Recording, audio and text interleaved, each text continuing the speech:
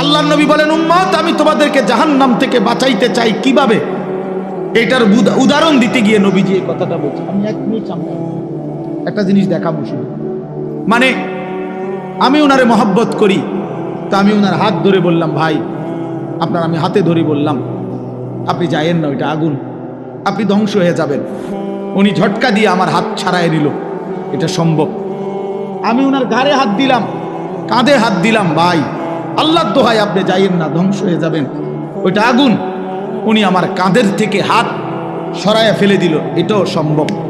কিন্তু আমি যখন ভালোবাসার কারণে আমার সিদ্ধান্ত, আমি তাকে বাঁচাবই, আমার ভাইকে, তখন আমি তার কোমরে জড়াইয়া ধরলাম, জড়াইয়া কোমরে ধইরা বললাম, না ভাই আমি তোমাকে ওই আগুনে পড়তে দিব না, আমি যাইতে দেব না তোমারে। আল্লাহর কসম, নবীজি বলছে, উম্মত আমি আমার এক এক উম্মতকে কোমরে জড়াইয়া ধইরা জাহান্নামের আগুন থেকে বাঁচাইতে চাই। কোমরে জড়াইয়া ধরলে ছুটা বড় কঠিন, কঠিন না? হাতে না ছাড়াই দিলেন, কাঁধের হাতে না ফেলে দিলেন, কিন্তু কোমরে জড়াইয়া ধরলে কেমনে ছাড়বেন? তো নবী এটা বলছে, ওয়া আনা আখিযুন বিহুজাজিকুম, আমি তোমাদেরকে কোমরে জড়াইয়া ধরে চাই, তবু আমার উম্মত বেঁচে যাক, আমার এক এক উম্মত বেঁচে যাক, জাহান্নাম থেকে বাঁচো। আমার দোস্ত, আমার বাপ, আমার ভাই, ফিরতেই হবে, জাহান্নাম থেকে বাঁচতেই হবে। দোস্ত, বিষয়টা মামুলি মনে করেন, এটা একটা ওয়াজ করছি এই জন্য, আর 10 জন বক্তা ওয়াজ করছেন, আমিও করছি, না রে ভাইয়া এই জন্য না। সারাটা দিন রাত এই দৌড়ের উপরে থাকি, দৌড়ের উপরে থাকি। এই জন্য বললাম, আমরা এক ফিকির, আমাদের আপনাকে এটা ভাবতে হবে, জাহান্নাম থেকে বাঁচতেই হবে বন্ধু। কোরআনে আল্লাহ বারবার একটা কথা বলছে নবীজিকে, আমাদের নবীকে পর্যন্ত আল্লাহ বলছে, বন্ধু ওমা আদরাকা মা হিয়া, এই বন্ধু জাহান্নামের আগুন কেমন আপনি জানেন? নবীজিকে বলছে আল্লাহ, নারুন হামিয়া, বন্ধু আপনাকে বলছি, লেলিহান আগুনের ধাউ ধাউ শিখা জাহান্নামের আগুন। ওমা আদরাকা মাল হুতামা, আল্লাহ বলছে, বন্ধু হুতামা নামক জাহান্নামের আগুন কেমন জানেন? তো নবীজিকে আল্লাহ বলছে, নারুল্লাহিল মুকাদা, আল্লাহ বলছে, নবী আমি আমার কর্মচারী দিয়ে আগুন লাগাই নাই, আমি আমার কাজের লোক দিয়ে আগুনটা লাগাই নাই, আমি আল্লাহর হাতে লাগানো জাহান্নামের আগুন, এই আগুন আমি লাগাই গেছি। নারুল্লাহ, আমার হাতে জ্বালানো আগুন, আল্লাতী তাত্তালিউ আলাল আফইদা, আল্লাহ বলে, বন্ধু জাহান্নামের আগুনের প্রথম ফোঁটা, প্রথম স্পর্শ যখন জাহান্নামের আগুনের লাগবে, ছুঁইবে, সাথে সাথে নাফরমানের পুরা দেহ, ভিতরের সমস্ত অঙ্গ প্রত্যঙ্গ, কলজা সুদ্ধা একই মুহূর্তে জ্বালায়া ফেলবে। দুনিয়ার আগুন কখনোই এভাবে জ্বলে না। দুনিয়ার আগুন এক সাইডের থেকে জ্বলতে থাকে, চেষ্টা করে লাফালাফি করলে, দৌড়ঝাঁপ করলে, ইচ্ছা করলে হয়তো বাঁচানো যায়। এটুকু পুড়ে গেছে, বাকিটা বাইচা গেছে, এটুকু পুড়া গেছে, বাকিটা বাইচা গেছে, আঙ্গুলগুলো পুড়া গেছে, বাকিটা বাইচা গেছে, ঠিক না? দুনিয়ার আগুন এরকম ধীরে ধীরে পড়ে, ধীরে ধীরে ধীরে ধীরে। কিন্তু আল্লাহর কসম, আল্লাহ কোরআনে বলছে, জাহান্নামের আগুন যখন প্রথম সেকেন্ড স্পর্শ করবে, কলজা সুদ্ধা ভেতর বাহির পুরাটা একসাথে প্রথম মুহূর্তেই জ্বালায় ফেলে। লাভ দিবেন, দৌড়াবেন না, ইন্নাহা আলাইহিম মুসাদা ফি আমাদিম মুমাদ্দাদা, আল্লাহ বলেন আগে জাহান্নামের মোটা খুঁটিতে বান দেওয়া হবে, এরপরে আগুন জ্বালানো। হ্যাঁ, এটা কোরআন শরীফের আয়াত। খুযুহু ফাগুল্লু, আল্লাহ বলে ফেরেশতাদেরকে জাহান্নামীকে ধরো এবং বাঁধো, সুম্মাল জাহিমা সাল্লু, এরপরে লাঠি দিয়া জাহান্নামে ছুঁড়ে মারো। কোরআন শরীফের আয়াত। খামখেয়ালি করেন না ছেলেরা, খামখেয়ালি করেন না।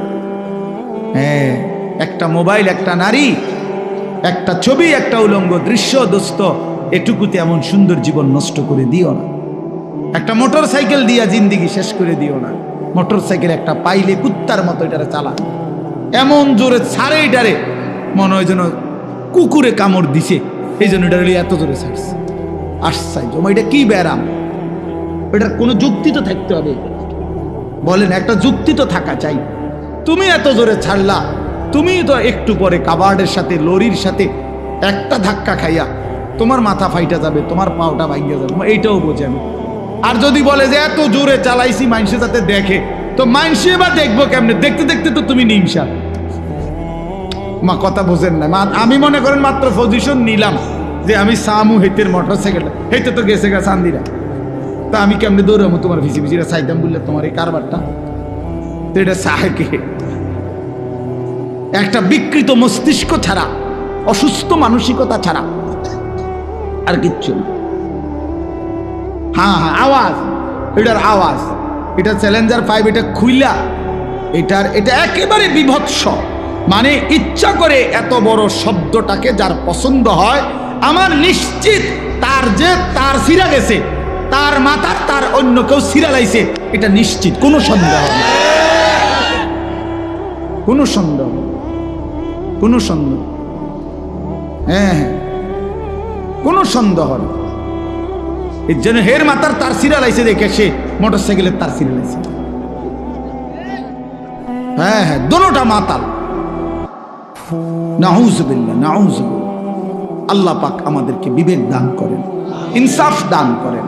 এজন্য আল্লাহর কাছে চাইতে হয় তৌফিক। আল্লাহুম্মা আইন্নি আলা যিকরিকা ওয়া শুকরিকা ওয়া হুসনি ইবাদাতিক। আপনার ছেলেটা নামাজ পড়ে না চাচা, কয়দিন চাইছেন এটা? আল্লাহর কাছে চাইছেন কয়দিন? চোখের পানি ফেলছেন কয়দিন? অঝরে কাঁদছেন কয়দিন? ছেলের বিদেশের লাইগা কতজন হুজুরে কইছেন? খোলার নামাজের লাইগা কয়জন হুজুরে কইছেন? বলেন। দোতলার ছাদ ডালাই এটা কইছেন কতজনের? ভাই দোয়া করো, দোতলার ছাদ ডালাই খাস একটা দোয়া করো। কিটা খাস দোয়া? কিটা আবার ছাদ ডালার মধ্যে আবার খাস দোয়া কি? মানে যাতে করে এমন ভাবে ডালাই হয়, ডালাই লগে যেন নিচের দিকে ছাদ দিয়ে পড়ে যায়। খাস দোয়া নাই, এটা একবারে জাঁতা দিয়ে যেন এটা নিচের দিকে যায়, এটা যেন ডাইবা যায় আর কি। শক্তর সাফে এমন শক্ত যেন হয় যেন এটা সাফের লগে ডাইবা যায়। দুনিয়া দুনিয়া নিয়ে এই পরিমাণ দোয়া চাইলেন, আখিরাতের দোয়া কই চাইলেন? কয়দিন বলছেন হুজুর দোয়া করেন বিবি যেন পর্দানসীন হয়, ছেলেটা যেন নামাজি হয়, মেয়েটা যেন চরিত্রবান হয়, ছেলের বউ যেন নেককার হয়, নাতি নাতনি যেন কোরআন পড়নেওয়ালা হয়। কয়দিন বলছেন? আখিরাত চাইলেন কয়দিন? দুনিয়া চাইলেন কয়দিন? কয়দিন চাইলেন?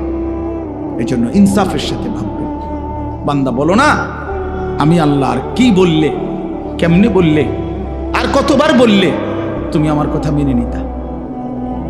অতএব বাপ যারা নামাজ পড়েন না, নওজোয়ান ভাই তোমরা যারা নামাজ পড়ো না, দোস্ত ইনসাফের সাথে এই রাত অন্ধকারে একাকী একটা মিনিটের জন্য হইল যদি মায়ের বুকের দুধ পান করে থাকো ভাইয়া, তো একবার হলো যদি মুসলমানের ঘরে জন্ম নিয়ে থাকো বন্ধু, একবার হলো ভাইব যে তোমার আল্লাহ তোমার কাছে জানতে চাইছে যে বান্দা আমি আর কতবার বললে, আমি আর কত পারা নাজিল করিলে। আমি 23 বছর বলে গেলাম, 23 বছর বলার পরও যেহেতু হয় নাই, তুমি বলে দাও বান্দা আমি আল্লাহ আর কতবার বললে, কত বছর বললে তুমি আমাকে মেনে নিতে, আমার কথাগুলো মেনে নিতে। কি বলবে? হ্যাঁ কি জবাব দিবেন বলেন? জবাব দেন। বেনামাজি জবাব দেন, সুদখোর জবাব দেন, এই হারামখোর জবাব দেন, বলেন। আর কত বছর বললে, কতবার বললে সুদ ছেড়ে দিতেন, আর কতবার বললে মিথ্যা ছেড়ে দিতেন। যেই বোনেরা বেপর্দা, ওই বেহায়া বেপর্দা নারীকে জিজ্ঞাসা করেন, এই অসভ্য বেহায়া নারী আর কতবার বললে তুই পর্দা করতি বোন, বল বলেন। আহ কিভাবে সম্ভব? আমি জিন্দেগিতে বহু চিন্তা করে দেখছি, আমি বহুত ভাবছি, বিশ্বাস করেন।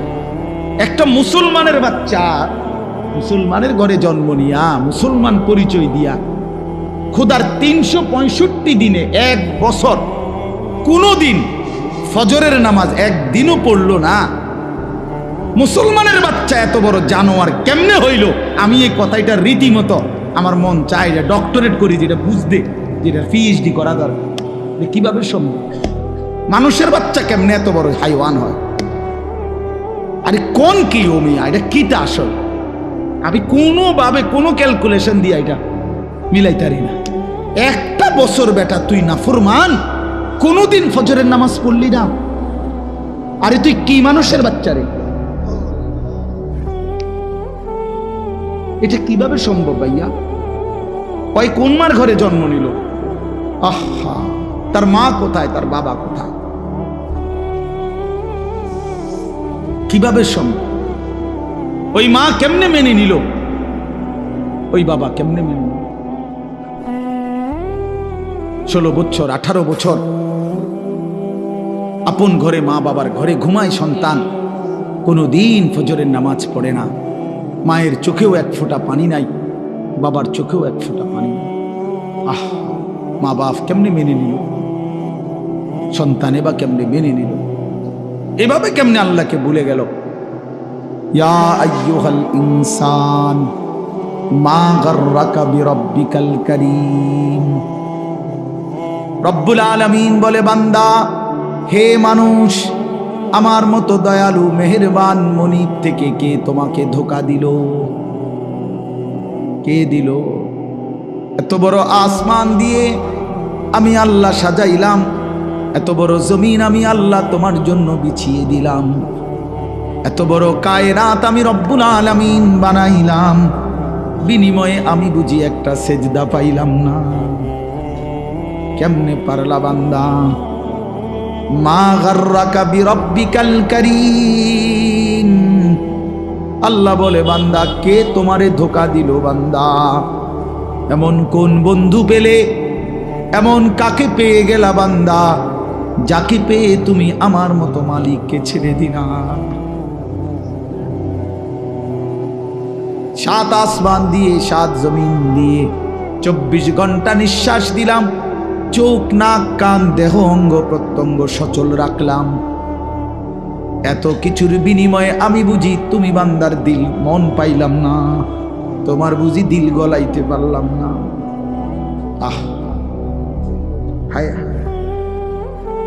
1 মিনিট ভাই, কোনো এক বেনামাজি কেউ যদি এখানে থাকো ভাই, 1 মিনিট ভাই, আজকেই ভাই, ঘুমাইবার আগেই ভাই, নবীজি জিজ্ঞেস করবে, উম্মত, আমি 23 বছর উম্মত। হাসরের ময়দানে নবী বলবে, আমলনামা দেখাইয়া বলবে, প্রত্যেককে সুপারিশের জন্য নবীজির কাছে চাইতে হলে আমলনামা জমা দিতে হবে। ওমা, সুপারিশের কোনো কাগজপত্র নাই, কথা কোনা, কোনো নিয়ম কানুন নাই নাকি? হ্যাঁ, কোনো ফাইল জমা দিতে হবে না তো নবীজি তো দেখবে। নবীজির সামনে তো আপনাকে বলতে হবে, ইয়া রাসূলুল্লাহ, এই যে আনিসুর রহমান আশরাফি, এইটা আমার ফাইল, আপনি দেখেন, আমার জন্য একটু সুপারিশ করুন আল্লাহর কাছে। আল্লাহর নবী দেখবে 30 বছর সুদের ব্যবসা, 60 বছর বয়স, 60 বছর পর্যন্ত বিড়ি সিগারেট খাইয়া গেছে। 30 বছর, 60 বছর বয়স, কোনোদিন গালি ছাড়া কথা বলে নাই। ছেলেটা বেনামাজি, মেয়েটা বেপর্দা, স্ত্রী বেপর্দা। মৃত্যু পর্যন্ত আমার উম্মতের ঘরে প্রতিদিন রঙিন টেলিভিশনে নাচ গান নর্তকীর ছবি চলছে। তার ছেলে মেয়ে নাতি নাতনি বসে নাচ গান নাটক সিনেমা দেখে গেছে। কোনোদিন গালি ছাড়া কথা বলে না, হালাল রোজগার বলতে কিছু নাই। ফজরের নামাজ 1000 পৃষ্ঠা উল্টাইও, ফজরের নামাজ বলতে কিছু নাই। আল্লাহর কসম, আমরা উর্দু কিতাবে পড়ছি, নবীজি চোখের পানি ফেলে দিবে, নবী কাঁদবে, আল্লাহর নবী কাঁদবে, বলবে, উম্মত, আমি সেই নবী যে 23 বছর তোদের জন্য কেঁদেছিলাম, আমি সেই নবী যে পেটে ক্ষুধার কষ্টে 2টা পাথর বাঁধছিলাম, আমি সেই নবী তায়েফের রক্তে যে সমস্ত শরীর রক্তাক্ত করেছিলাম, উহুদের দান শহীদ করা রক্ত নিয়ে ময়দানে পড়েছিলাম বেহুশ হয়ে। আমার এত রক্ত, আমার এত চোখের পানি, আমার এত ক্ষুধার কষ্টের বিনিময়ে উম্মত এই আমলনামা, তুমি আমারে এত বড় বেইজ্জতি কেমনে করলে? আমি কেমনে আমার আল্লাহর সামনে এটা দেখাবো যে আয় মাওলা এটা শ্রেষ্ঠ নবীর শ্রেষ্ঠ উম্মতের আমল নামা? বলো, কোন বাপ যদি 8 বছর ছেলেটাকে ইউনিভার্সিটিতে পড়ায়, তো গরিব বাপ তার ছেলেটাকে মনে করেন ভিটা মাটি বসত সব বেচ্চা নিজে না খাইয়া ছেলেটার 1 লাখ লাখ টাকা পড়ালেখার খরচ দিছে। 8 বছর পরে 6 বছর পরে বাপ রেজাল্ট সার্টিফিকেট দেখতেছে যে ফেল। ওই ওই ওই বাপ কি পরিমাণ কাঁদবে?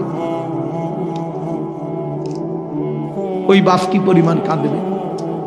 ওই বাপ বলবে না যে বাপ আমি তোরে মানুষ করার জন্য, তোর পড়ালেখার খরচ দেওয়ার জন্য ভিটাটা বেচা ফেলছি, মাটিটা বিক্রি করে ফেলছি, আমি জীবনে কোনো সুখের নাগাল পাই নাই। এই বছরও ভাই, এই গত হজ্জেও এক জিদ্দা থাকে এক প্রবাসী ভাই, আমি তো হজ উমরার সফরে গেলে প্রবাসীদের রুমে রুমে যাই, কইতে হুজুর আমি আজ 32 বছর সৌদি আরব জিদ্দায় পড়ে আছি। কেউ 18 বছর, কেউ 16 বছর। জীবনের এই সুখের সময়টা যারা কাটাইছে বিদেশের জমিনে, যৌবনের পুরাটা টাইম শেষ করে দিছে বাপ, বিনিময়ে সেই বাপ যখন দেখে তার ছেলেটা ফেল, তখন সে বলবে বাপ তুই আমার এটা কি দেখাইলি? তুই আমার এতগুলো টাকা, তুই আমার এত বড় বেইজ্জতি কেমনে করলি বাপ? এটা বলবে না? তো নবী সাল্লাল্লাহু আলাইহি সাল্লামও বলবে, খোদার কসম নবীজিও বলবে, আল্লাহর কসম নবীও বলবে যে উম্মত তুমি আমার এত বড় বেইজ্জতি কেমনে করলে? এই জন্য দয়া করে আমি অনুরোধ করছি প্রত্যেকে মেহেরবানি করে একটু জমে কাছাকাছি হয়ে বসলে আপনি বরকত পাবেন। ফাঁকা জায়গা পূরণ করে বসে কথাটা গুরুত্ব দিয়ে শুনেন। আপনি যদি মনে করেন যে একজন আলেমের এই কথাটাই শুনলেন না, তো আপনি যে সামনে কি শুনবেন এটা তো বুঝায় যায়। কথা বুঝছেন না? তাইলে প্রথম কথাই যেহেতু পাত্তা দিলেন না, তো পরের কথা আর কি শুনবেন? না তার তো বুঝায় যায়, ডগ দেখেই তো বোঝা যায় যে কি হবে সব। এই জন্য দয়া করে জমে বসলে ভালো। হাদিসের মধ্যে আছে, আল্লাহ নবী সাল্লাল্লাহু আলাইহি ওয়াসাল্লাম বলছেন, মান রাআ ফুরজাতান ফাজালাসা ফিহা ফাকাদ আওয়া ইলাল্লাহ। নবী সাল্লাল্লাহু আলাইহি ওয়াসাল্লাম বলেন, একেবারে বুখারীর হাদিস, বুখারী শরীফের প্রথম খণ্ডের হাদিস। নবী সাল্লাল্লাহু আলাইহি ওয়াসাল্লাম বলেন, যে ব্যক্তি কোনো দিনই মজলিসে ফাঁকা জায়গা দেখলো অতঃপর নিজে পূর্ণ করে বসলো, তো সে আল্লাহ তাআলার আশ্রয় ঠিকানায় পৌঁছে গেল। আচ্ছা বলেন তো কেমন ফজিলত এটা? মানে আল্লাহ তাকে নিজের করে নিলেন, নিজের করে নিলেন। এই জন্য ফাঁকা জায়গা দ্বীনি মাজমায় পূরণ করে বসা অনেক নেকি, অনেক নেকি। হাদিসের মধ্যে আছে, নবী সাল্লাল্লাহু আলাইহি ওয়াসাল্লাম বলছেন, লাউ তা'লামুনা মা ফিন নিদা ওয়াস সাফফিল আউয়াল সুম্মা লাম ইয়াজিদু ইল্লা আন ইস্তাহামু আলাইহি লাস্তাহামু। নবীজি বলেন, আমার উম্মত মসজিদে আজান দেওয়া এবং মসজিদে প্রথম কাতারে বসা, এই 2 আমলের মধ্যে কি পরিমাণ নেকি যদি তোমরা বুঝতা, তাইলে লটারি দিয়ে হলেও নিজেদের মধ্যে এই 2টি আমলে যত্নবান হইত। অর্থাৎ আজানের টাইম হয়েছে, তো 10 জন দাঁড়ায় গেছে, দাঁড়ায় আছে মাইকের সামনে, আমি আজান দেব, আমি আজান দেব ফি সাবিলিল্লাহ। তখন লটারি দিয়ে ঠিক করতে হইতো যে কে দিবে এখনকার আজান। মসজিদের প্রথম কাতারে বসতে পারে 30 জন, একসাথে ঢুকছে 50 জন, আমরা সবাই বসতে চাই, তাইলে লটারি দিয়ে ঠিক করতে হতো যে প্রথম কাতারে কে বসবে। তার মানে সামনে বসার এটা নেকি, অনেক নেকি, অনেক নেকি। এজন্য সব সময় মনে রাখবেন, ওলামায়ে কেরামের চোখের কাছে, দ্বীনি মজমার চোখ কাছে বসার মধ্যে বরকত বেশি। মুসলিম শরীফের হাদিস আছে, আল্লাহ নবী সাল্লাল্লাহু আলাইহি ওয়াসাল্লাম বলেন, খায়রু সুফুফির রিজালে আউয়ালুহা ওয়া শাররুহা আখিরুহা। পুরুষের জন্য সর্বোত্তম হলো প্রথম কাতার, সবচেয়ে অপছন্দনীয় হলো পিছনের কাতার। রাসূলুল্লাহ সাল্লাল্লাহু আলাইহি ওয়াসাল্লাম বলছেন, আর ওয়া খায়রু সুফুফিন নিসাই আখিরুহা ওয়া শাররুহা আউয়ালুহা, আর মহিলার জন্য সবচেয়ে উত্তম হলো পেছনের কাতার, সবচেয়ে অপছন্দনীয় হলো প্রথম কাতার। মহিলা পুরুষের সামনে থাকা এটা অপছন্দনীয়। এটা ইউরোপ বানায় নিছে লেডিস ফার্স্ট, না লেডাস ফার্স্ট, মানে এটা আমি বানাইলাম আর ইংরেজি। পুরুষ আগে, অধিকার এবং মর্যাদা, এই কথার অর্থ আল্লাহ তাআলার নিজামকে উলটপালট করা না। কোনো কিছুকে সম্মান দিতে হইলে, অধিকার দিতে হইলে এর অর্থ এই না যে আল্লাহর বিধান, রসুলের বিধানকে লঙ্ঘন করা আর এটার দ্বারা অধিকার প্রতিষ্ঠিত করা, না, এটার দ্বারা অধিকার হয় না। প্রকারান্তরে অধিকার খর্ব করা হয়। এই জন্য আল্লাহ নবী সাল্লাল্লাহু আলাইহি ওয়াসাল্লাম বলছেন নারীর জন্য পেছন, অর্থাৎ সে পিছনে হাঁটবে, পুরুষ সামনে হাঁটবে, পুরুষ সামনে থাকবে। হযরত মূসা আলাইহিস সালাম, তাফসীরের মধ্যে আছে, মূসা আলাইহিস সালাম যখন মিশর থেকে চলে গেছিলেন ফেরাউনের বাহিনীর ভয়ে, ছোটবেলায়, ছোট না মানে কিশোর বয়স বা যুবক বয়স এই সময়, তখন পার্শ্ববর্তী যেই দেশে গেছিলেন ওই দেশের নাম হলো মাদায়েন। তো সেখানে দুই বোন বকরিকে পানি পান করাইবার জন্য কূপের কাছে আসছিল, কিন্তু পুরুষদের বীরের কারণে তারা আগাইতে পারতেছিল না। তখন মূসা আলাইহিস সালাম ওই দুই বোনের বকরিগুলো তিনি নিজে কূপের থেকে পানি উঠাইয়া পানি পান করাই দিছিলেন।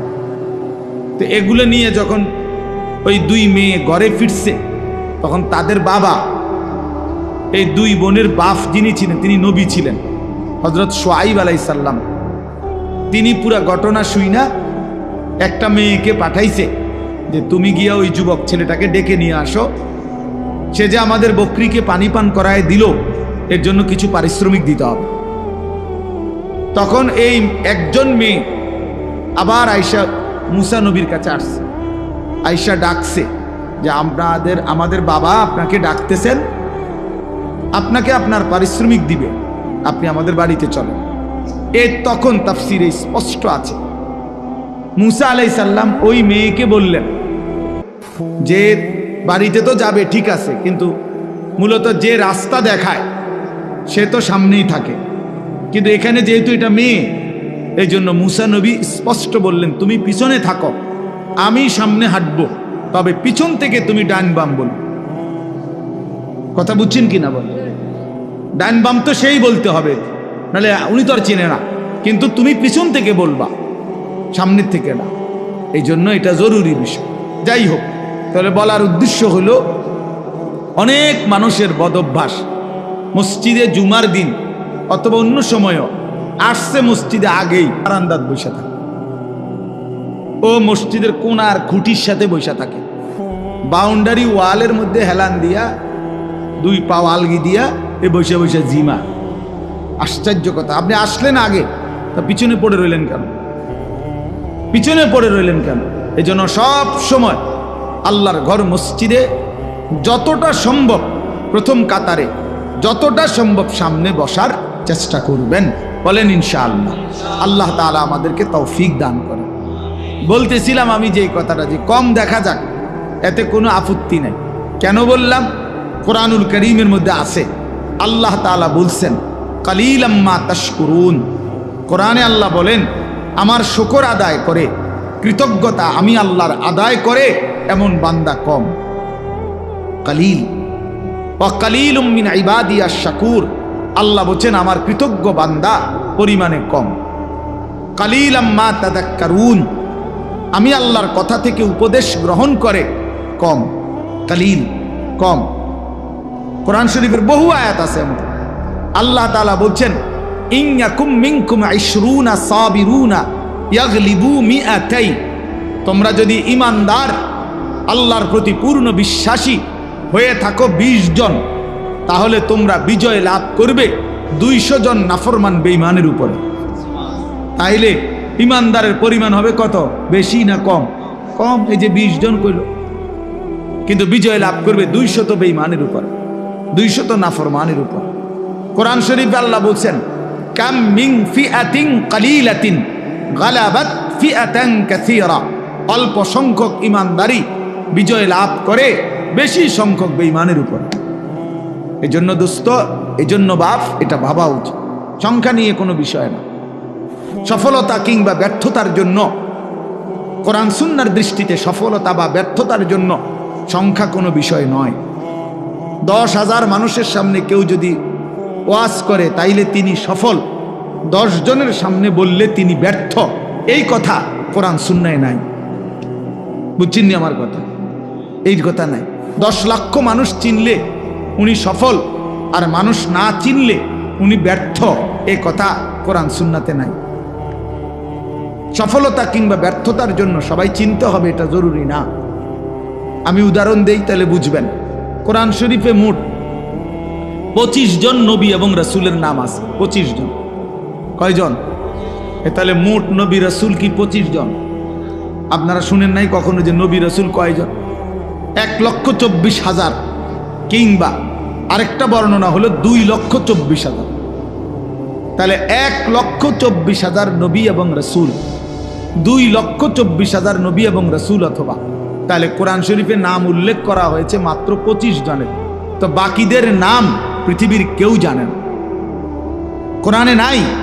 অন্যান্য কিতাবাদি খুঁজলে আরো কিছু নবী রাসূলের নাম পাওয়া যাবে, তো নয়তো আরো 100। তো ধরে নিলাম, মনে করেন 100 জন নবী রাসূলের নাম পাইলাম খুঁজা, তাহলে বাকি যে নবী রাসূলদের নাম কেউ জানে না পৃথিবীতে, কোনো কিতাবে নাই, তাহলে ওনারা ব্যর্থ। কথা বলেন না কেন?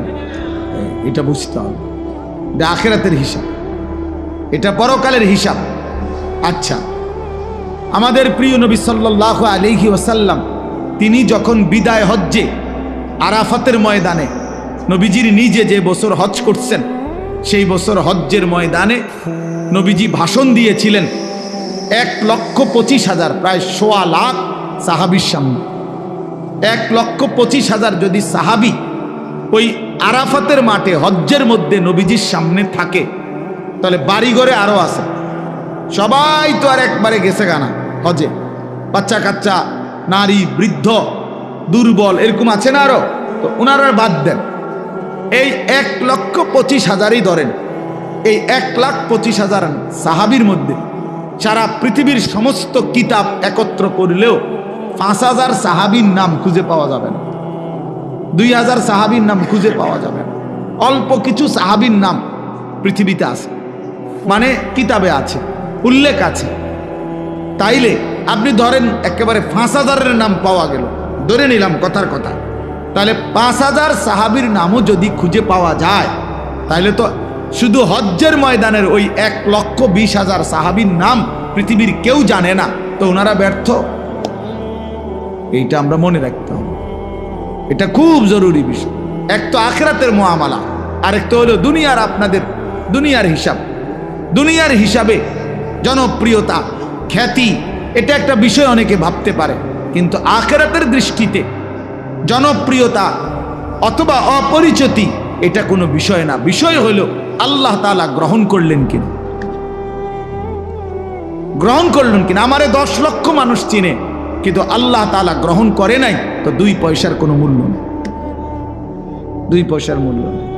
হ্যাঁ, আমারে 50 লক্ষ মানুষ চিনে, তো এতে করে আমার কবরের আযাব মাফ? 1 কোটি মানুষ চিনে আমারে, কবরের আযাব মাফ আমার? না বন্ধু, না বাপ, এটা বুঝতে হবে। আখিরাতের বিবেচনা, আখিরাতের মুআমালায়, পরকালের হিসাবে সফলতা কিংবা ব্যর্থতা হচ্ছে আল্লাহ তাআলার গোলামির মধ্যে, আল্লাহর বন্দিগির মধ্যে। এজন্য কোরআন শরীফে স্পষ্ট আয়াত আছে। আপনারা দেখবেন অনেক মানুষ জানাজা যখন হয়, আমাদের এই যে ভাইরা যারা রাজনীতি করে, ওনারা সবাই জানাজার মাঠে উপস্থিত থাকে, বক্তব্যও দেয়, এবং অনেক মানুষও, সমাজের মান্যগণ্য ব্যক্তিরাও লাশের সামনে 1 মিনিট 2 মিনিট বক্তৃতা দেয়। কিন্তু অধিকাংশই বক্তৃতা দিতে গিয়ে একটা লাইনে শুধু বলে যে কুল্লু নাফসিন যায়িকাতুল মাউত, আমাদের সকলকেই মৃত্যুবরণ করতে হবে। কিন্তু মজার বিষয় হইল কোরআন শরীফের যত জায়গায় এই কথাটা আছে, এতটুকু বলে কোনো জায়গায় আল্লাহ কথা শেষ করে নাই। বুঝেন নাই আমার কথাটা? সকলকেই মৃত্যুর স্বাদ গ্রহণ করতে হবে, এরপরে কথা শেষ, একটা দাড়ি, এমন না। প্রত্যেক আয়াতে এই কথার সাথে আরো কথা আছে। সেই কথাটা কি? সেই কথাটা কি? আল্লাহ তাআলা কোরআনুল কারীমে স্পষ্ট বলছেন, কুল্লু নাফসিন যায়িকাতুল মাউত, প্রতিটি প্রাণ, প্রতিটি আত্মাকেই মৃত্যুর স্বাদ গ্রহণ করতে হবে। তবে এই আল্লাহ আয়াত শেষ করে নাই, এরপরের কথাগুলো শুনেন। আল্লাহ বলেন, ওয়া ইন্নামা তুওয়াফাউনা উজুরাকুম ইয়াউমাল কিয়ামা, এবং অবশ্যই তোমাদেরকে তোমাদের সারা জিন্দেগীর কৃতকর্মের ফলাফল আখিরাতে কিয়ামতের দিন দেয়া হবে। এরপরে আল্লাহ বলেন, ফামান যুহজিহা আনিন নার ওয়া উদখিলাল জান্নাতা ফাকাদ ফাজা। বাফ মনোযোগ দিয়া শুনেন, অল্পই শুনেন, দিল দিয়া শুনেন, একজনই শুনেন, আমার কোনো অসুবিধা নেই। আমি তো আর প্রার্থী না, কাজের সমস্যা নাই, আমার কোনো এত সমর্থনের কি আছে যে আমি সবাই আমার ভোটার হাইতে হইব, এমন কিচ্ছু না। তা কাজে একজনই শোনেন। তাই এই জন্য বললাম যে আল্লাহ তাআলা বলেন, ফামান যুহজিহা আনিন নার ওয়া উদখিলাল জান্নাতা। আল্লাহ বলেন, আখিরাতের ময়দানে, হিসাবের মাঠে যাকে জাহান্নাম থেকে মুক্তি দেয়া হবে এবং জান্নাতে প্রবেশ করানো হবে, খোদার কসম আল্লাহ বলেন, ফাকাদ ফাজা, সেই কেবল সফল হলো, সেই কেবল কৃতকার্য হলো, সেই কেবল কামিয়াব হলো। এরপরও শেষ হয়েছে না কথা, আরটু রয়েছে। এরপরে আল্লাহ বলেন, অতএব তোমরা যদি জানতে চাও বান্দা, তাহলে দুনিয়ার সফলতা ব্যর্থতা এটা। আল্লাহ বলেন, ওয়ামাল হায়াতুদ দুনিয়া ইল্লা মাতাউল গুরুর। এই বান্দা মনে রেখো, দুনিয়ার জীবন শুধুই ধোঁকা, ধোঁকা, ধোঁকা, ধোঁকা, ধোঁকা, এটা ধোঁকা। দুনিয়া ধোঁকা। আল্লাহ কোরআনে বানানেওয়ালা যিনি, তিনি বলছেন এটা ধোঁকা। যিনি সৃষ্টিকর্তা তিনি বলছেন, কোম্পানি বলছে এটা 2 নম্বর। আপনি কীর্তেন কোন কাজ জোরে, এটা 1 নম্বর। কোম্পানি প্রোডাক্ট করে, যে উৎপাদন করছে যিনি, উনি বলছে এটা খেলনা, আপনি কীর্তেন কোন এটা আসল। যিনি বানাইছেন তিনি আল্লাহ, তিনি বলছেন, ওয়ামা হাদিহিল হায়াতুদ দুনিয়া ইল্লা লাহবুন ওয়া লাইব। বান্দা, দুনিয়া আমি বানাইছি, আমি জানি আমি কি বানাইছি। আল্লাহ বলে, দুনিয়ার জীবন শুধুই তামাশা, শুধুই খেলাধুলা। লাহবুন লাইবুন, খেলাধুলা, তামাশা, মালাঠোলা। মালাঠোলা, ছোটবেলায় আমরাও মালাঠোলা খেলছি, ছোটবেলায় আমরাও মালাঠোলা খেলছি।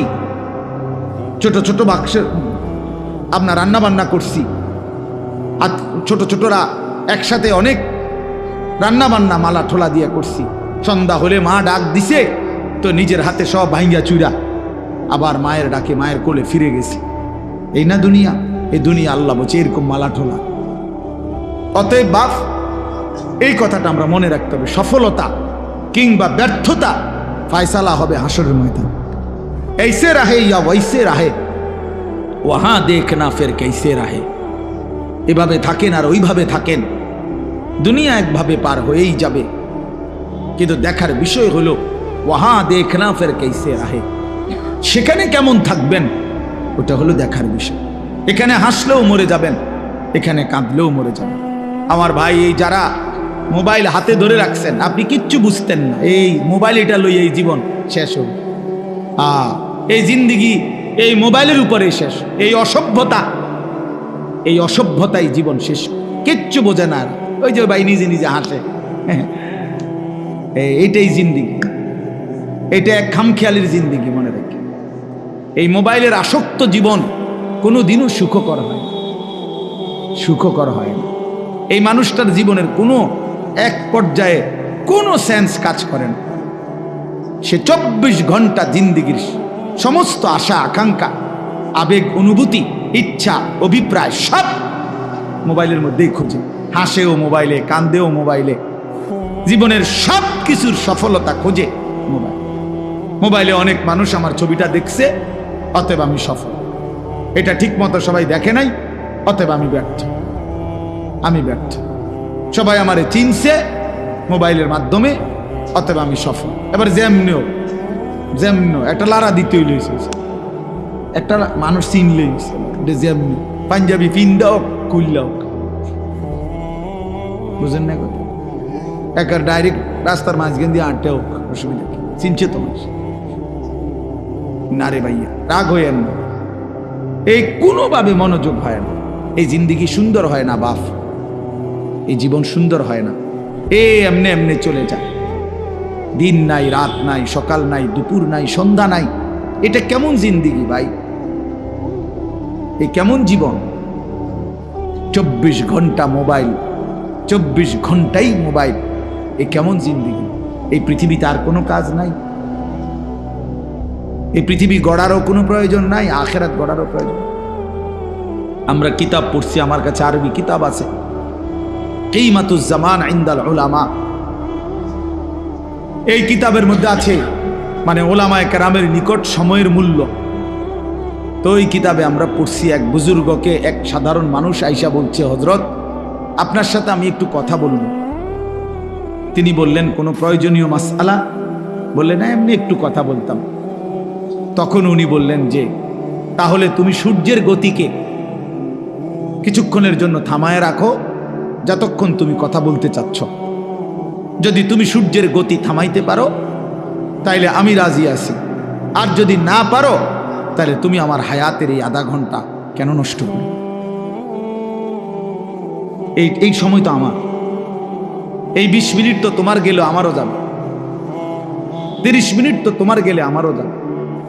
তুমি কেন নষ্ট করবে আমার এই হায়াত? বলে এইভাবে ভাবতেন ওনারা, এইভাবে ভাবছেন। প্রতি সেকেন্ড আমার থেকেই যায়। ইরতাহালাতিদ দুনিয়া মুদবিরা ওয়ারতাহালাতিল আখিরাতু মুকবিলা। নবী সাল্লাল্লাহু আলাইহি ওয়াসাল্লাম বলছেন, উম্মত, প্রতি মুহূর্তে, প্রতি সেকেন্ডে দুনিয়া তোমার পিছনে যায়, আখিরাত তোমার আগে আসে। এক এক ঘন্টা যাচ্ছে মানে আমার দুনিয়া যাচ্ছে, প্রতি ঘন্টা যাচ্ছে মানে আমার আখিরাত আগাচ্ছে। আমি কবরের দিকে আগাইতেছি, আমি আখিরাতের দিকে আগাইতেছি।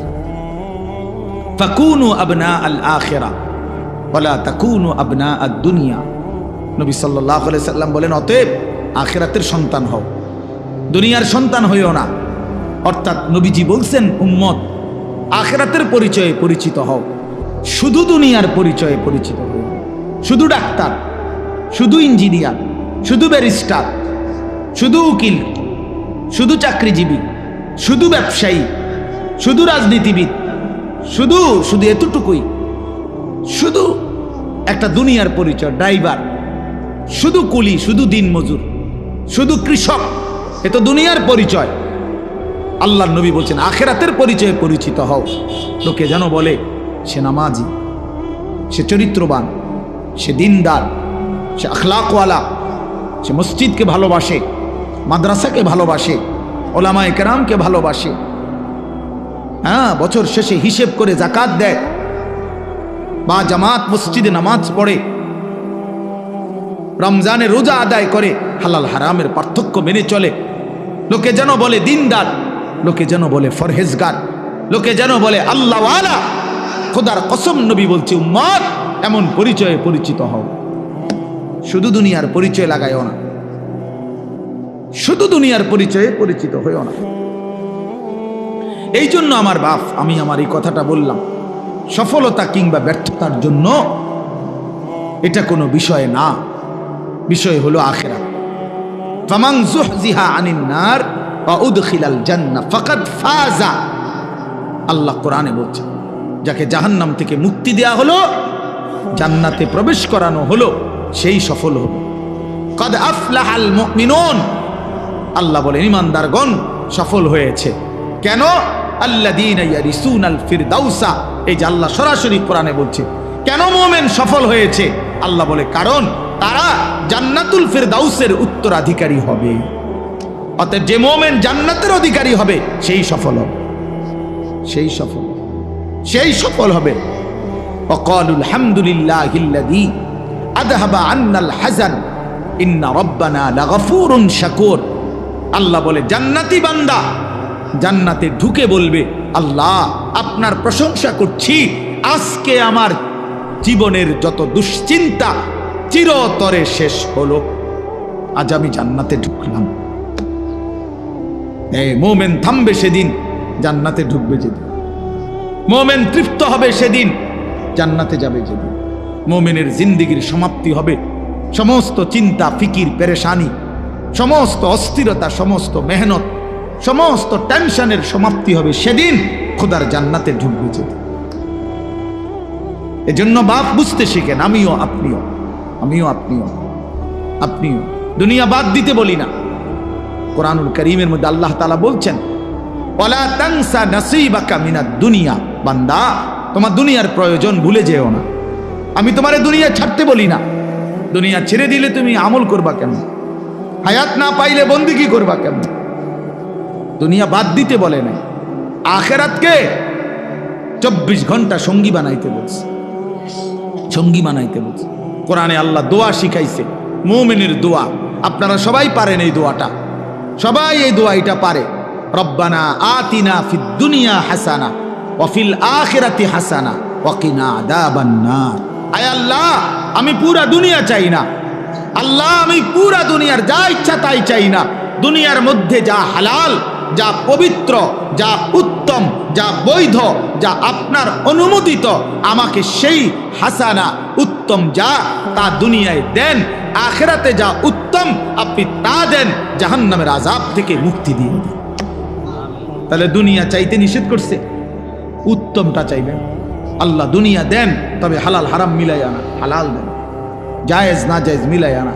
সুদের টাকা, চুরির টাকা, কিস্তির টাকা, ঘুষের টাকা, ওজনে কম দেওয়া টাকা, বাটফারির টাকা, 3 নম্বরই টাকা, 6 নম্বরই টাকা, এমন টাকা দিয়েন না, মা লাগবে না।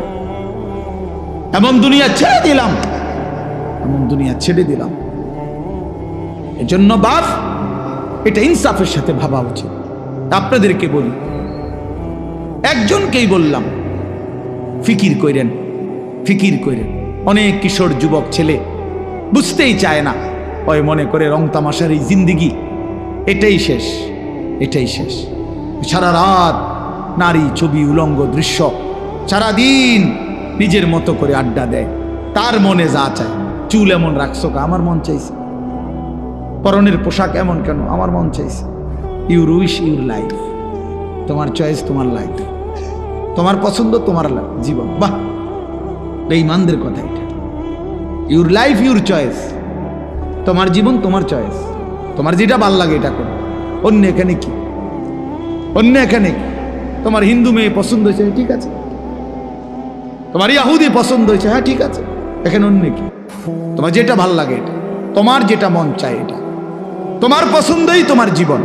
খোদার কসম, কোরআন শরীফের আয়াত আছে বাপ, সূরা আরাফের মধ্যে আল্লাহ তাআলা বলছে, এই মনের ইচ্ছা মতো যে চলে, ওয়াত্তাবা হাওয়াহু, যে তার নফসের মনের চাহিদার অনুসরণ করে, আল্লাহর বিধান, রাসূলের বিধান, কোরআনের বিধান, ইসলামের বিধান, ধর্মের বিধান কিছুই যে মানে না, কোনো ধার ধারে না, পরোয়া করে না, পাত্তা দেয় না, আল্লাহর কসম, আল্লাহ কোরআনে বলছেন, ফামাসালুহু কামাসালিল কালব, ওই ব্যক্তির উদাহরণ, ওই ব্যক্তির জিন্দেগি কুকুরের মতো, কুত্তার মতো, কুত্তার মতো, কুত্তার মতো, কুত্তার মতো। দেখা ওই জিন্দেগি কুত্তার জিন্দেগি, ওই জিন্দেগি কুত্তার জিন্দেগি।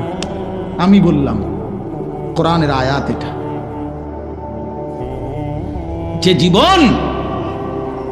জীবন মালিকের গোলামি নাই, যে জীবন সৃষ্টিকর্তাকে মনে করায় না, যে জিন্দেগি বানানেওয়ালাকে মনে করায় না, 24 ঘন্টা নাফরমান চলে গেছে, একটা সেজদা দিতে পারলি না, তুই কোন মানুষের বাচ্চা? তুই বেটা, তুই কোন মার ঘরে জন্ম নিছ বেটা? তুই কোন মানুষের বাচ্চা বেটা? তুই কোন মুসলমানের বাচ্চা? তুই কে বললো তোরে মুসলমান বেটা? তুই জানোয়ার না তো জানোয়ার কে বেটা? একটা সেজদা দিবে না? মানুষের বাচ্চা এমন হবে?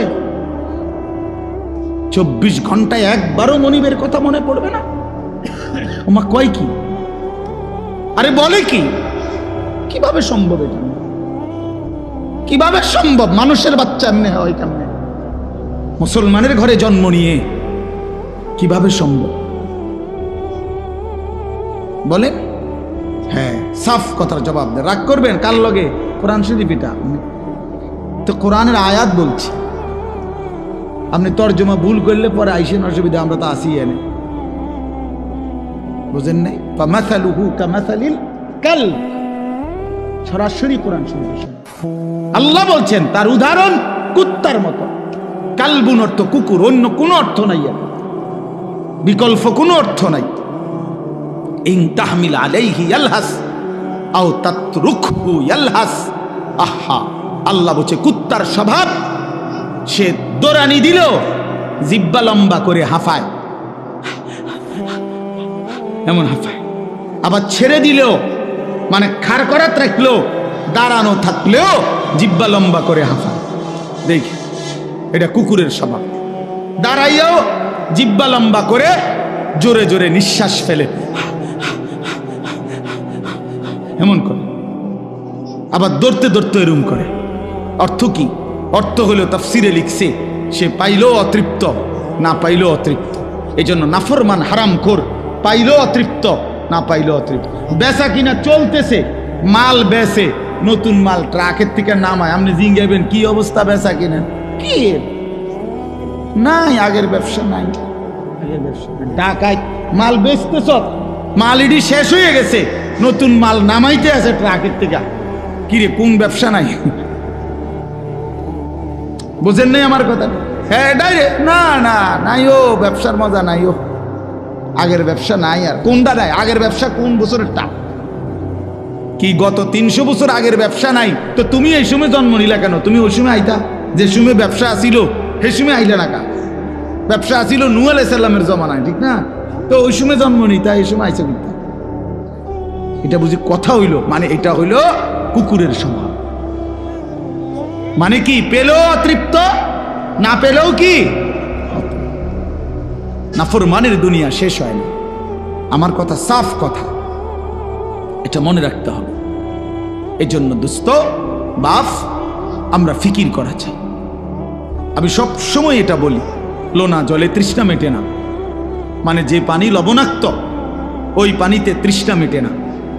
ঠিক হারামের মধ্যে, গুনাহের মধ্যে তৃপ্তি আসে না, তৃপ্তি আসে না। হ্যাঁ হ্যাঁ, সারা রাত উলঙ্গ ছবি দেখেও যুবক তৃপ্ত হয় না। এক সাগর মদ পান করেও মদখোর, নেশাখোর, ফুট্টাখোর, বাবাখোর, ডালখোর, ইয়াবাখোর, হারামখোর কোনোদিন তৃপ্ত হয় না। কিন্তু এক গ্লাস পবিত্র পানি, এক গ্লাস তৃষ্ণার্ত ব্যক্তিকে তৃপ্ত করে দেয়। একজন স্ত্রী 60 বছর এক পুরুষের জীবন, 70 বছর এক পুরুষের জীবনে তৃপ্তি এনে দেয়। একজন বউ দিয়ে, হালাল স্ত্রী যেটা হালাল সেটা তৃপ্তি দেয়, যেটা হারাম সেটা কি দেয় না? তৃপ্তি দেয় না বাপ, সুখ দেয় না, গুনাহ ইজ্জত দেয় না, আল্লাহর নাফরমানি সম্মান দেয় না, সম্মান দেয় না। এজন্য আমরা প্রত্যেকের কাছে, আমিও বললাম, আমার জন্য, আপনার জন্য, জওয়ান বুড়ো সবার জন্য, আমরা আখেরাতের ফিকির করা চাই। আমাদের জিন্দিগি আখেরাত। আমরা মুসলমান, আমরা মুমিন, আমাদেরকে আল্লাহ বানাইছেন আখেরাতের জন্য। এজন্য পুরা কোরআনুল কারীমে আল্লাহ তাআলা আমাদেরকে বারবার ডেকে ডেকে আমাদেরকে আখেরাতের সন্ধান দিছেন, ইবাদতের সন্ধান দিছেন। বলছেন, বান্দা এটা করো, এটা ছাড়ো, এটা করো, এটা ছাড়ো, এটা করো, এটা ছাড়ো, বিনিময়ে আমি তোমারে মুত্তাকি বানাবো, আমি তোমারে জান্নাতি বানাবো, আমি তোমার আখেরাত সাজায় দেব, আমি তোমার পরকালে তোমার সম্মানের জিন্দিগি দান করব। এই একটা আয়াত আমি পড়ছি। এবার এই আয়াতের অল্প একটু কথা শোনেন, তাইলে আমার কথা শেষ। মাহে রমজানকে সামনে রেখে মূলত এই আয়াতটা পড়ছি। আমরা যদি এটা বুঝি বাপ, আর অল্প একটু সময় কোরআনুল কারীমের এই একটি আয়াত আমি আপনাদের সামনে পড়লাম। সূরা বাকারার 183 নম্বর আয়াত, দ্বিতীয় পারায়, দ্বিতীয় সূরা। আল্লাহ তাআলা বলতেছেন, ইয়া আইয়ুহাল্লাযীনা আমানু, হে ঈমানদারগণ, মানে আমাদেরকে ডাকছেন, হে ঈমানদারগণ, হে মুমিনগণ। এ কথা বলাতে এখানে আমরা বাদ পড়লাম কে? কথা বলেন না কেন? এখানে এখানে আমরা বাদ পড়ছি কেউ না? আলহামদুলিল্লাহ আমরা কেউ বাদ পড়ি নাই। তাহলে আমাদেরকে বলছি, হে ঈমানদারগণ, এবার আল্লাহ বলেন কুতিবা আলাইকুমুস সিয়াম, অন্য কেউ নয়, আমি আল্লাহর পক্ষ থেকে, আমার পক্ষ থেকে তোমাদের উপরে রোজা ফরজ করা হবে। তোমাদের উপরে রোজা ফরজ করা হবে। আল্লাহ তাআলা বিষয়টার গুরুত্ব দিয়েছেন যে বান্দা খামখেয়ালি মনে করো না, আমি আল্লাহ ফরজ করছি, আমি আল্লাহ ফরজ করছি।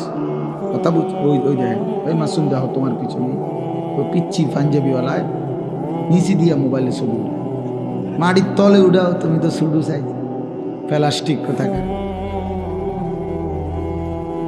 এটা ফালতু। মানে কিছু মানুষের আরো 2-3 দেখছি এইটা ছাড়ে না, ছাড়তেই পারে, কি আশ্চর্য। মানে এটা এক ধরনের মানুষের স্বভাব, কিছু মানুষ। হ্যাঁ হ্যাঁ, না না রোগ না, মানে এটা এক ধরনের মানসিকতা হলো যে হুজুর মূল কথা হলো আমি আসলে কারো কথাই শুনি না, তা আপনি হঠাৎ আপনার কথা শুই না, আমার সিরিয়াল নষ্ট করতে আমি চাই না। জিন্দিগি, আমার জিন্দিগির একটা সৌন্দর্য আছে, আমি কারো কথা মানি না, কারো কথা শুনি না। কাজেই আপনি তারও কত বালা হুজুর কইছে আমি ছাড়ছি না, আর আপনি দেড় হুজুর আইছেন মিয়া বৃন্দাসরেতে, আপনি আমারে ঠিক করে লাগেন তোর মিয়া। এই গাদ্দার মানসিকতায়, গাদ্দার সিদ্ধান্তই নিয়েছেন। আমার বাপ, আমি একটা মিনিট বুঝাই, না না খাওয়ার জন্য একটা জিনিস বুঝাইতে চাচ্ছি। হাদিসের মধ্যে আছে আল্লাহ নবী সাল্লাল্লাহু আলাইহি সাল্লাম বলছেন কিছু মানুষের দিল কালকুজে মিরবাদান, এই শব্দটা নবীজি বলছেন কিছু মানুষের অন্তর হয় এরকম, এই যে এইটা যেরকম উল্টায় রাখলাম এখন এরকম, মানে গ্লাস, উল্টানো জগ, উল্টানো বালতি, উল্টানো মগ, এই শব্দের অর্থ হইল এইটা যদি এখন এমনি রাখে, মানে কোনো একটা গ্লাসে, তাহলে এইটার উপরে যদি আটলান্টিক মহাসাগরের পানিও ফালায় পূর্বে, এটা কেন?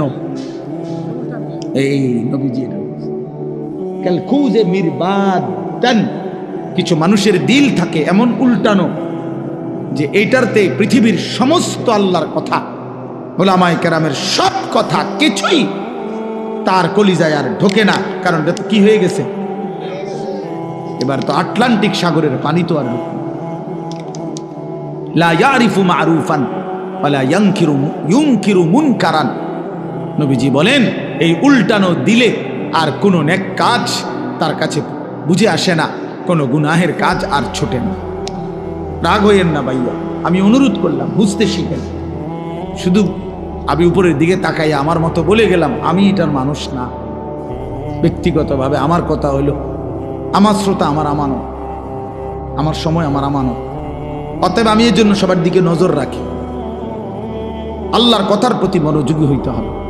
আল্লাহ নবী সাল্লাল্লাহু আলাইহি ওয়াসাল্লাম, আপনি জিজ্ঞাসা করেন হুজুরদেরকে, নবীজি 5 ওয়াক্ত নামাজের পরে আজীবন নবীজি একটা দোয়া, যে দোয়াগুলো নবীজি করতেন এর মধ্যে একটা দোয়া এইটা যে ইয়া মুকাল্লিবাল কুলুব সাব্বিত কলবি আলা দীন, হে অন্তর সমূহের পরিবর্তনকারী আল্লাহ, আপনি আমার অন্তর, আমার দিল আপনার দ্বীনের উপরে মজবুত রাখেন। আল্লাহ, সুখে থাকি দুঃখে থাকি, আনন্দে থাকি বেদনায় থাকি, রাতে কিংবা দিনে, আলোতে কিংবা অন্ধকারে, একাকিতে কিংবা প্রকাশ্যে, হ্যাঁ, ঘরে কিংবা মাঠে, নিচে কিংবা উপরে, সর্বাবস্থায় যেন আপনার গোলামি করি, আপনার সেজদা করি, আপনাকে যেন না ভুলি। আল্লাহ, এমন একটা মজবুত দিল আপনি আমারে দান করেন। নবীজিটা দোয়া করতেন,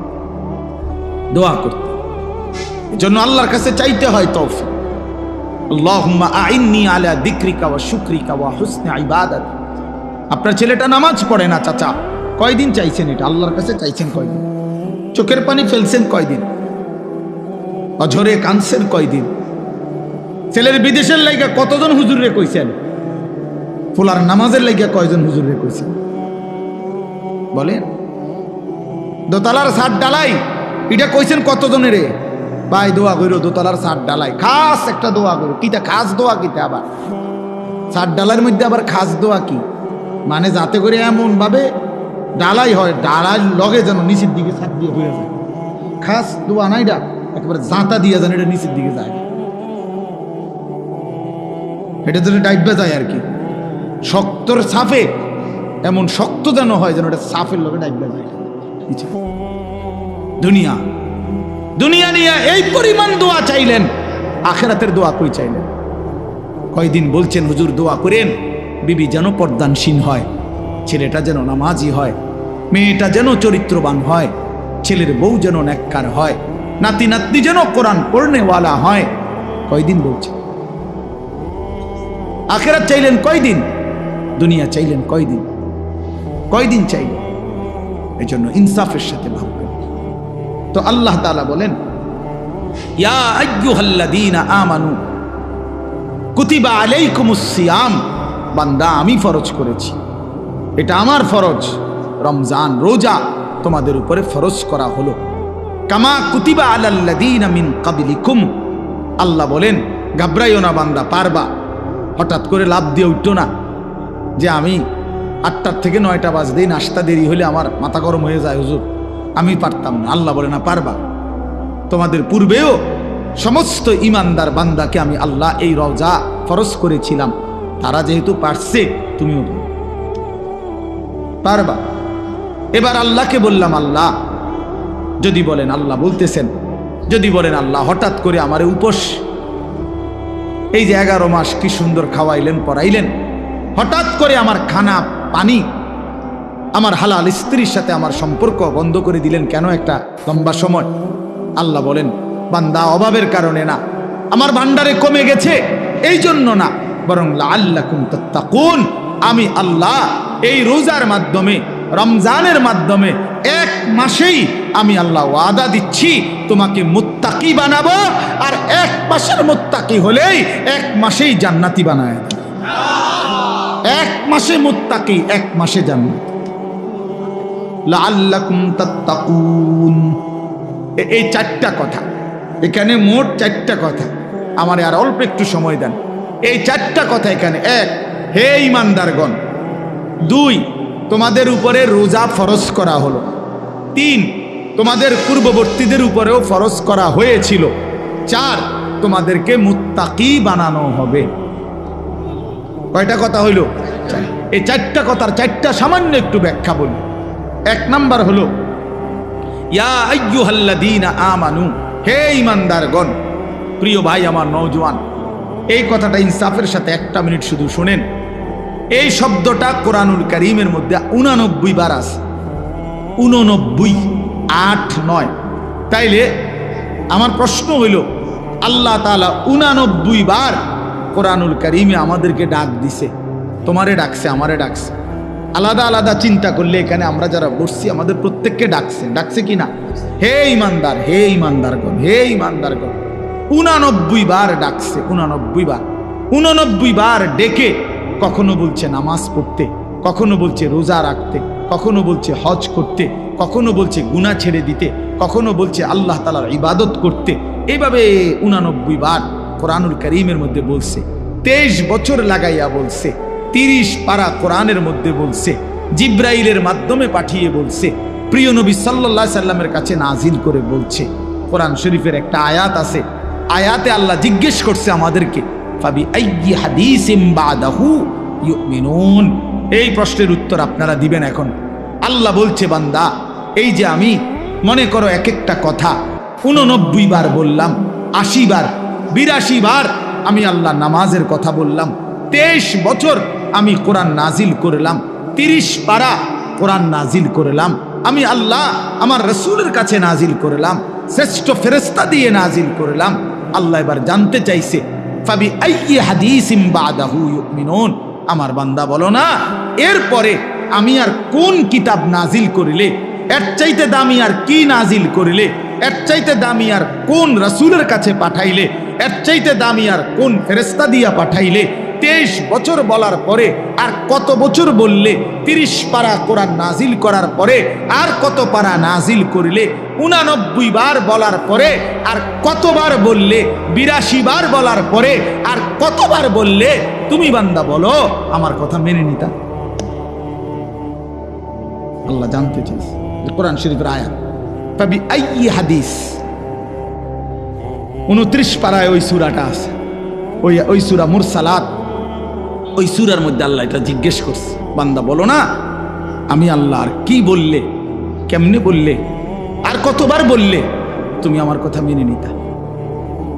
অতএব বাপ যারা নামাজ পড়েন না, নওজোয়ান ভাই তোমরা যারা নামাজ পড়ো না, দোস্ত ইনসাফের সাথে এই রাত অন্ধকারে একাকী একটা মিনিটের জন্য হইল যদি মায়ের বুকের দুধ পান করে থাকো ভাইয়া, তো একবার হলো যদি মুসলমানের ঘরে জন্ম নিয়ে থাকো বন্ধু, একবার হলো ভাইবো যে তোমার আল্লাহ তোমার কাছে জানতে চাইছে যে বান্দা আমি আর কতবার বললে, আমি আর কত পারা নাজিল করিলে?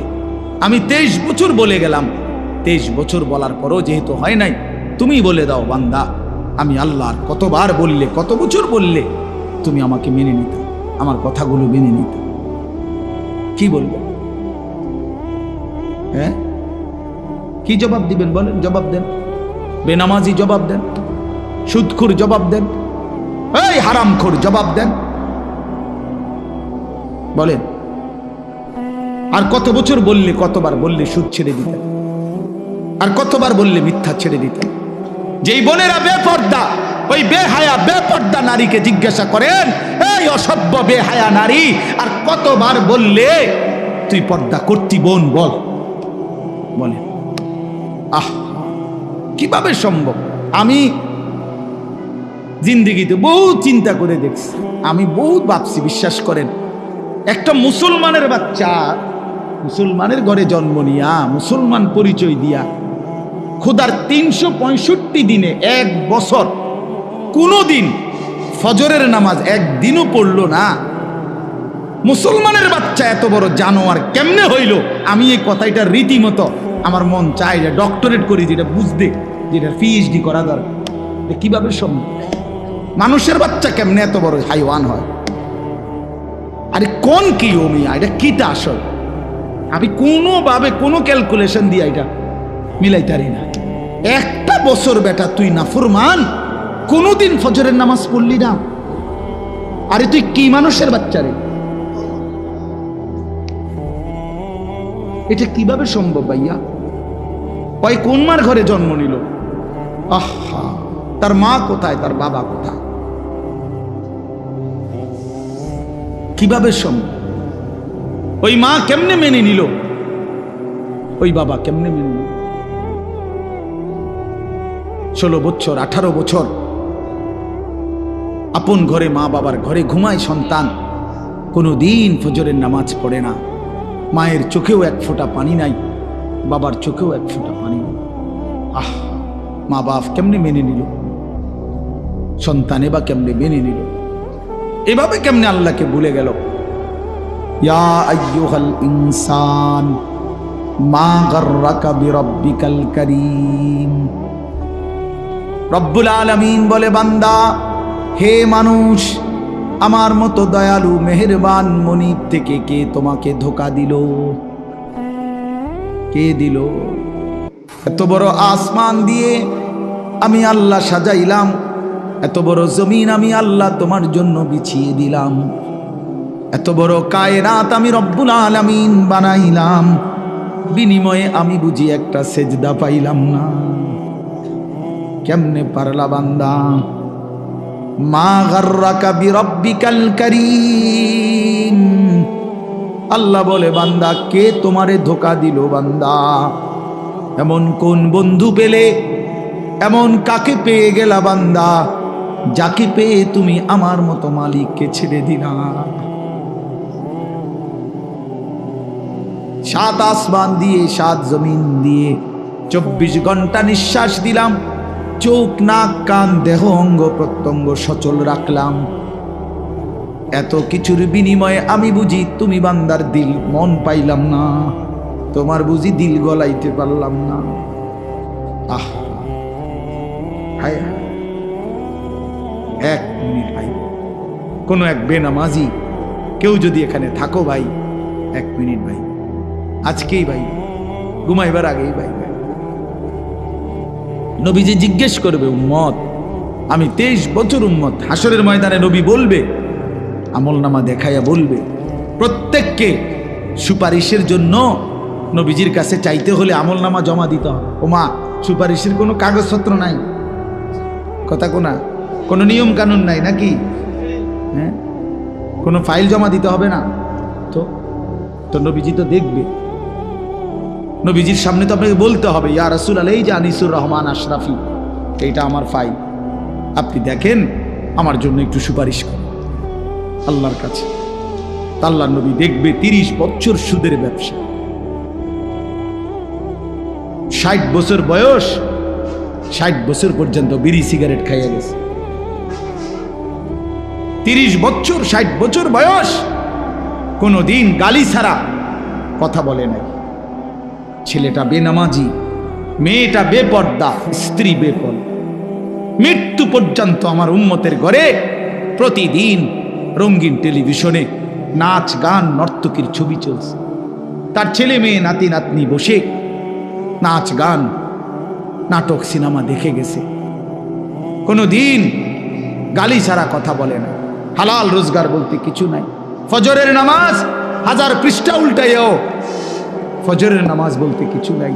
আল্লাহর কসম, আমরা উর্দু কিতাবে পড়ছি, নবীজি চোখের পানি ফেলে দিবে, নবী কাঁদবে, আল্লাহর নবী কাঁদবে, বলবে, উম্মত, আমি সেই নবী যে 23 বছর তোদের জন্য কেঁদেছিলাম।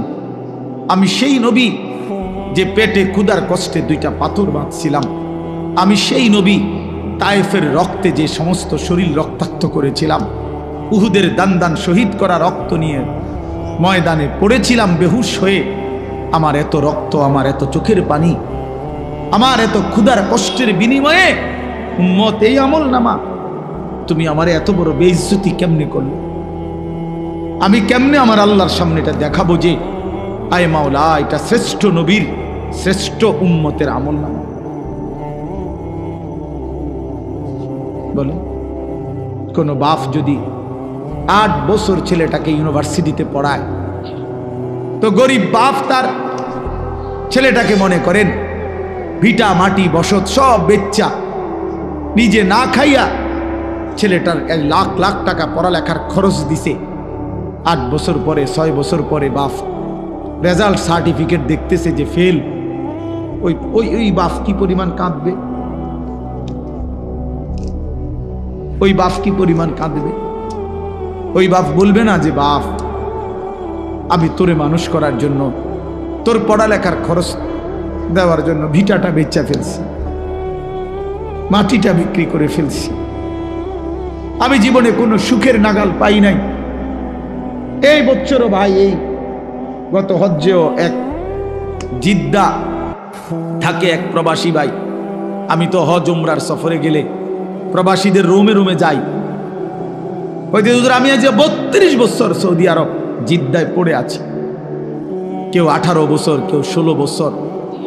জীবনের এই সুখের সময়টা যারা কাটাইছে বিদেশের জমিনে, যৌবনের পুরাটা টাইম শেষ করে দিছে বাপ, বিনিময়ে সেই বাপ যখন দেখে তার ছেলেটা ফেল, তখন সে বলবে, বাপ, তুই আমার এটা কি দেখাইলি?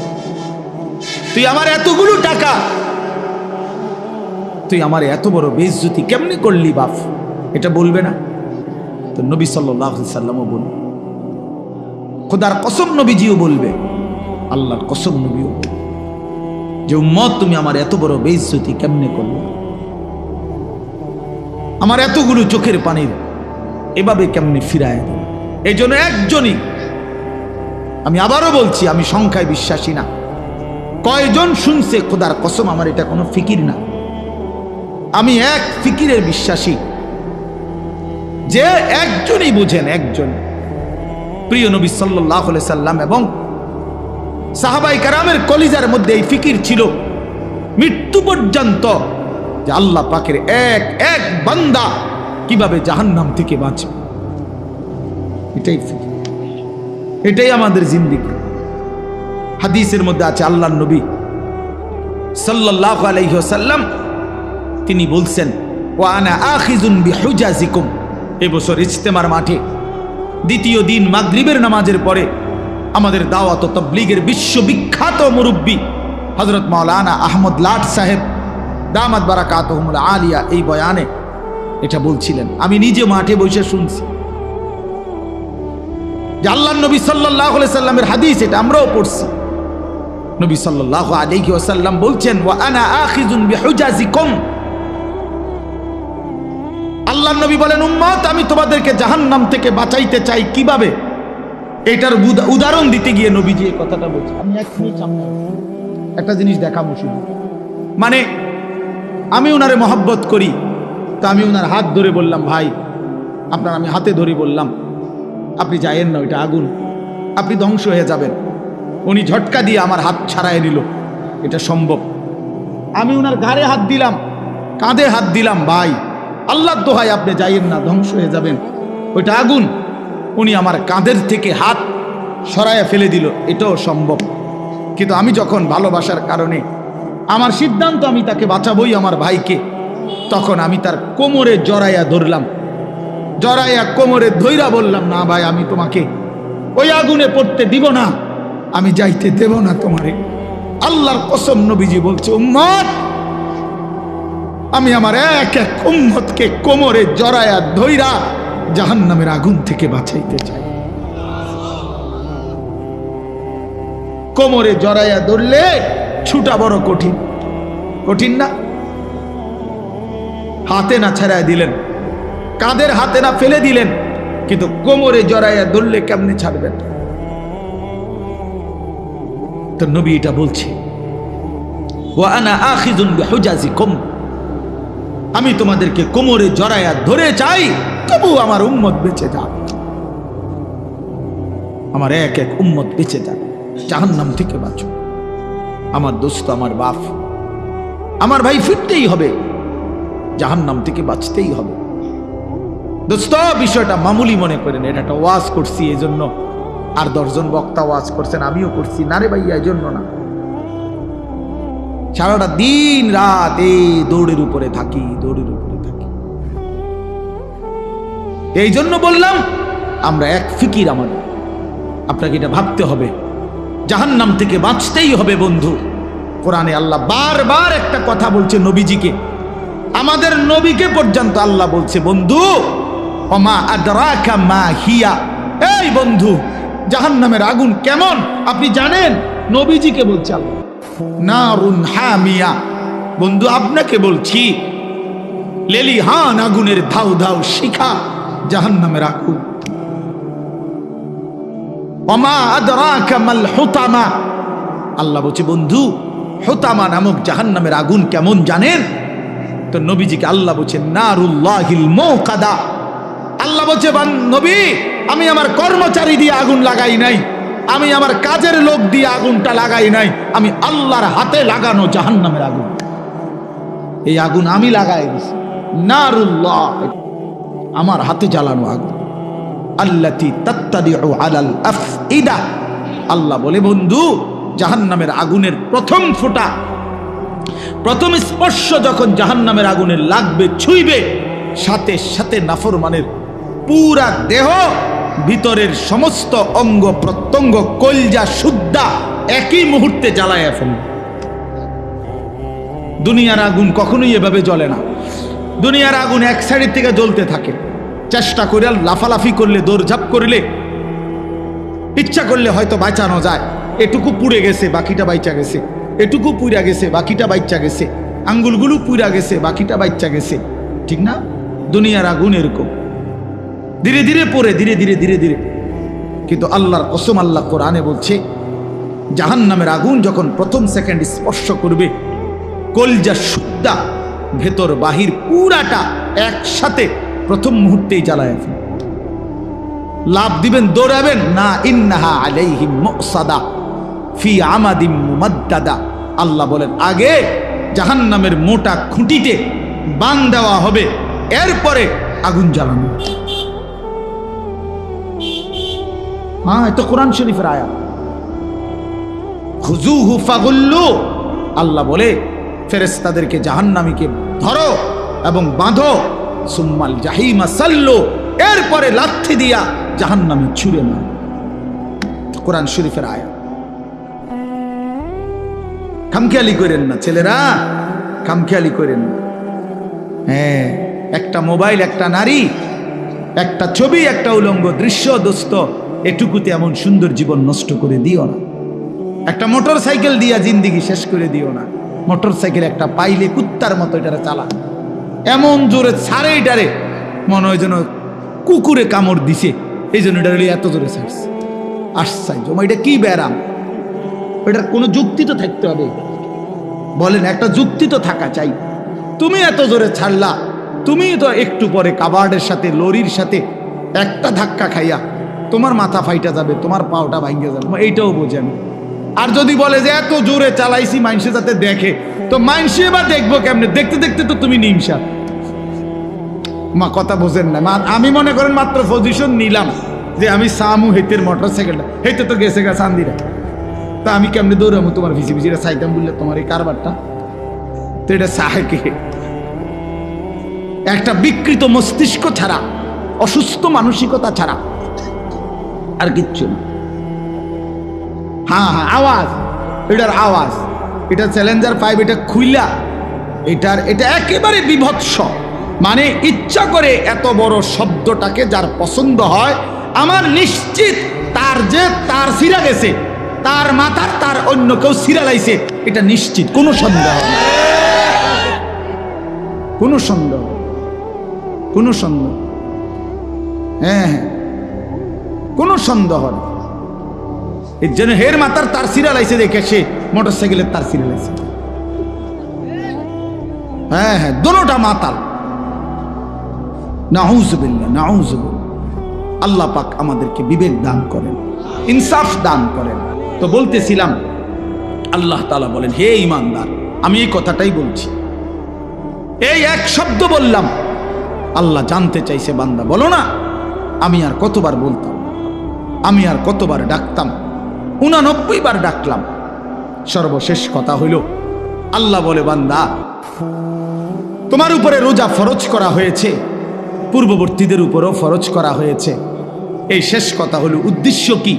আল্লাহ বলছেন, উদ্দেশ্য একটাই, লাআল্লাকুম তাত্তাকুন, আমি আল্লাহ তোমাকে জান্নাত দিতে চাই। আমি জান্নাত বানাইছি মুমিনের জন্য, আমি জান্নাত দিতে চাই। আর জান্নাত নিতে হলে আরেকটা জিনিস লাগবে, সেটা হলো তাকওয়া।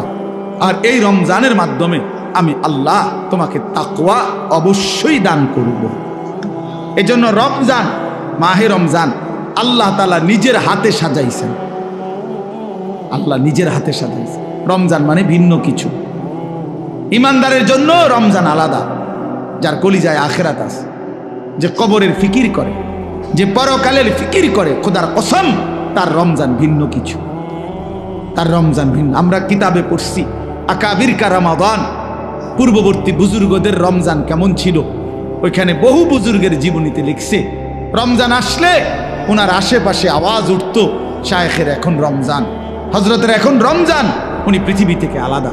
ইমাম মালিক রহমতুল্লাহ আলাইহি মদিনার ইমাম ছিলেন, জগৎ বিখ্যাত ইমাম ছিলেন। রমজান আসলে সমস্ত দর্স তাদরিস, সমস্ত ফতুয়া মাসাইল সব বন্ধ করে দিয়ে শুধু আল্লাহর কোরআন তিলাওয়াত আর রমজানের বন্দিগির মধ্যে ডুবে যাইত।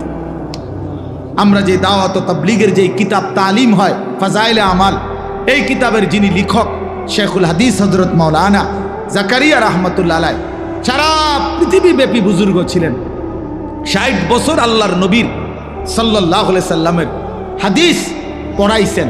11 বছর যিনি নবীজির রওজা পাকে মদিনার মসজিদে নববীতে আল্লাহ রসুলের হাদিস পড়াইছেন। ওই এতের লগে হেতেরতে হুইন্না মনে করেন না, এটা একটা জেনতেন বই। হ্যাঁ, না না, উনি এই একটা বইয়ের লেখক না। এই উম্মতের জন্য এই হিন্দুস্তানের মধ্যে এলমে হাদিসের ব্যাখ্যা এবং রাসূলুল্লাহ সাল্লাল্লাহু আলাইহি ওয়াসাল্লামের হাদিসের উপরে সবচেয়ে বেশি কিতাব যারা লিখছেন, তার মধ্যে অন্যতম প্রথম 3 জনের নামও যদি আসে, এর মধ্যে এই 3 জনের একজন হবে শেখুল হাদিস হযরত মাওলানা জাকারিয়া রহমতুল্লাহ আলাইহি। এই যিনি ফাজাইলে আমাল লিখছে। হ্যাঁ হ্যাঁ, এটা খামখেয়ালি কিতাব না, এটা আঙ্গাল কাঙ্গালে লেখছে না,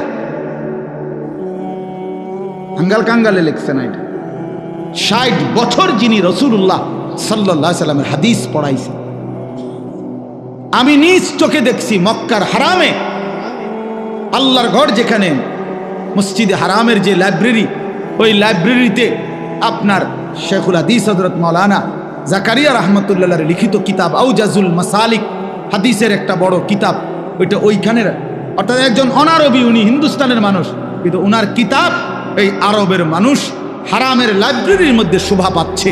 আরব ওলামায়ে কেরাম ওনার কিতাব মোতালা করে। আফ্রিকা, গোটা আফ্রিকায় অঞ্চলে লক্ষ মানুষ ওনার হাতে আল্লাহর দ্বীন পাইছে। সারা পৃথিবী জুড়ে ওনার অগণিত ভক্ত আছে। এই মানুষটা এত বেশি হাদিসের খেদমত করতেন, কিতাব লিখতেন, ফতুয়া দিতেন, মাসআলা বলতেন, একজন আল্লাহওয়ালা সাধক ছিলেন। সব কিছুর ব্যস্ততার পরেও রমজান আসতো, সাথে সাথে একেবারে দরজা বন্ধ করে একাকী আল্লাহর ইবাদতে ডুবে যাইত। আমরা কিতাবে পড়ছি ওই সময় উনার এলাকার যে সাহারানপুরের রেল স্টেশনের কুলি পর্যন্ত উনার কাছে কেউ যদি রমজানে আসতো দেখা করতে, ওই কুলিয়ে পর্যন্ত কইতো ইন্না লিল্লাহ। আপনি জানেন না শায়েখের এখন রমজান মাস, শায়েখের এখন রমজান মাস, কথা বুঝেন নাই? এই